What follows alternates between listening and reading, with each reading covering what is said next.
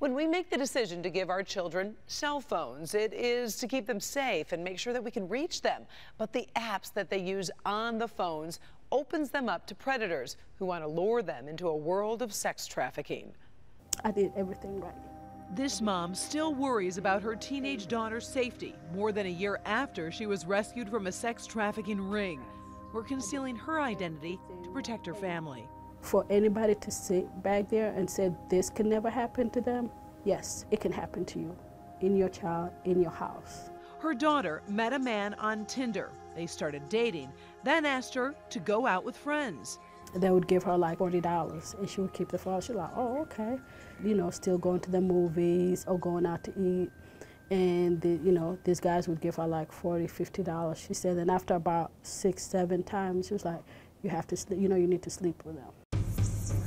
The Southeast Michigan Trafficking and Exploitation Crimes Task Force rescued her daughter twice in hotels in Dearborn and Macomb County.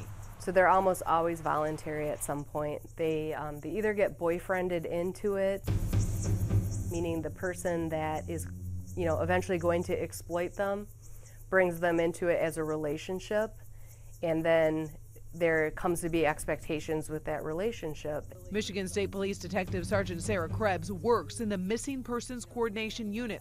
She says while more girls are pulled into sex trafficking, boys can be targeted as well. Parents need to be aware too that if their child is home every night in bed, it doesn't mean that they're also not falling victim to this. That's right. Runaways are not the only ones targeted for sex trafficking. Krebs says this is happening in every county in Michigan. There's a lot of different apps out there that they should be suspicious of if their children have them. Apps including Kik, Snapchat, and Tinder. For anybody out there who has a little girl or a little boy, 12, 13, 14, 15, you need to be aware of the phone and the apps that you have to be aware. It's not even a choice. Oh, I'm gonna check it. You have to. And it's not always unknown males that are contacting females. A lot of times it's females contacting other females, sometimes in their own peer group, that are recruiting them towards these efforts. Krebs says another red flag for parents, children coming home with unexplained gifts.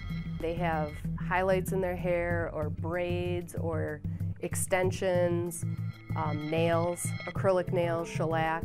Those things cost a lot of money.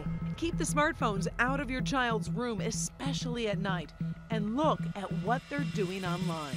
Look at their phones. Be aware of who's picking up your kids. When you are at work, ask your neighbor, know what's going on at your house, like maybe who's showing up at your house. Another red flag to talk to your child about is online strangers. If they're meeting and talking to strangers online, they could be getting friended into a sex trafficking situation. I'm Karen Drew, Local 4 Defenders.